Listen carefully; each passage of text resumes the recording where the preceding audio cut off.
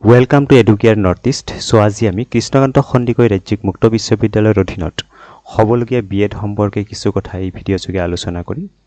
So আপোনালোকে যদি ভাবি আছে যে বিএড অহা বৰ্ষত বিএড এডমিশন লব নতুবা বিএডৰ কাৰণে আপুনি প্ৰস্তুতি চলাই আছে তেনেহলে আপুনি সঠিক ভিডিঅ'ত আহিছে।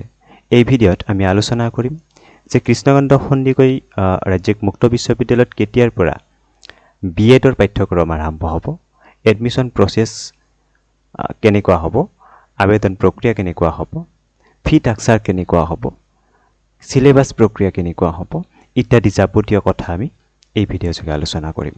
গতিকে আপোনালোকে ভিডিঅ'টি শেষলৈকে চাই থাকিব। সম্পূৰ্ণ ইনফৰমেশ্যন লৈ আপোনালোকৰ যাতে এই অনলাইন যেটো ভৰ্তি প্ৰক্ৰিয়া চলিব তাত যাতে সহায়ক হয় সেই উদ্দেশ্যৰে এই ভিডিঅ' যুগুত কৰা হৈছে। যদি নতুন আহিছে কাইণ্ডলি সাবস্ক্ৰাইব কৰি ল'ব। গতিকে দেখিব পাইছে এয়া হৈছে কৃষ্ণকান্ত সন্দিকৈ ৰাজ্যিক মুক্ত বিশ্ববিদ্যালয়ৰ অফিচিয়েল হোম পেজ। তো এই হোম পেজত বৰ্তমান এটা এটা পপ আপ মেছেজ আমি এটো কেনসেল কৰিব লৈছো। সো ইয়াত আপোনালোকে দেখিব যে লাৰ্নাৰ্স চাৰ্টাৰ অনলাইন এডমিশন জ্ঞান তৰংগ এইদৰে কিছু পয়েন্ট ইয়াত দি থোৱা আছে। সো যেতিয়া অনলাইন প্ৰসেস আৰম্ভ হ'ব আপোনালোকে পুনে যাব অনলাইন এডমিশন এই পেজটোলৈকে। ওকে, তো এই পেজটোলৈকে আপোনালোকে কি হ'ব ৰিডিৰেক্ট হ'ব।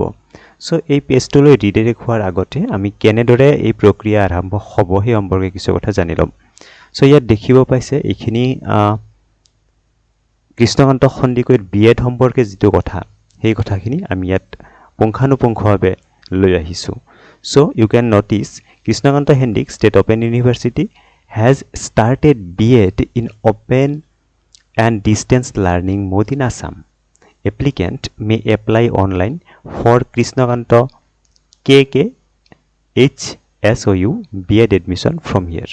Right now you can see the events, right? Organization name, government, state gov, course name, course type, admission fee.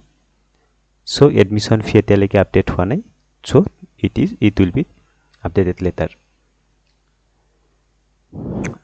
So you can see admission for 2024 the government of Assam etu dekhibo paise je started notified soon etialoke oha nai kintu khub sonkale ei notification jari kora hobo.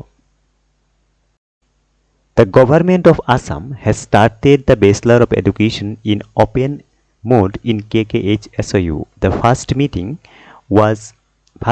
of the newly created committee for courses was held on June 2023 at the University City Gov of Assam campus, Khanapara, for a 2-year BEd ODL program. Experts from different universities and institutions in Assam took part in the meeting. So it is important kotha. NCTE has already approved BEd in ODL mode. Students who could complete their BEd due to limited seat in government colleges and high admission fees, now they can complete their BEd from home through open and distance learning mode in Assam. Right? So এইখিনি খুব গুৰুত্বপূৰ্ণ কথা যে NCTE already কৃষ্ণকান্তৰ এই যেটো প্ৰক্ৰিয়া এয়া approve কৰিছে। Right? So come to next point, admission details. So কেনেকুৱা হ'ব যে duration hobo 2 years. Yet academic session to 2024-25 বুলি লিখি থোৱা আছে, means first year কথা to mention আছে। Eligibility criteria কি হ'ব? Eligibility criteria for Krishnakanta Hendik BEd applicant waiting for BEd course in open mode can check their eligibility as below. Now you can see educational qualification. So educational qualification will be candidate must be graduated from a recognized university and must have secured at least 50% marks. So yet caste wise relaxation or ব্যবস্থাও থাকিব। Age limit, there is no age limit. Right? Now how to apply? Apply কেনেদৰে কৰিব? যেতিয়া online প্ৰসেসটো আৰম্ভ হ'ব তেতিয়া কি দৰে apply কৰিব? So candidate who want to BEd in ODL mode, they may need to appear for the entrance test.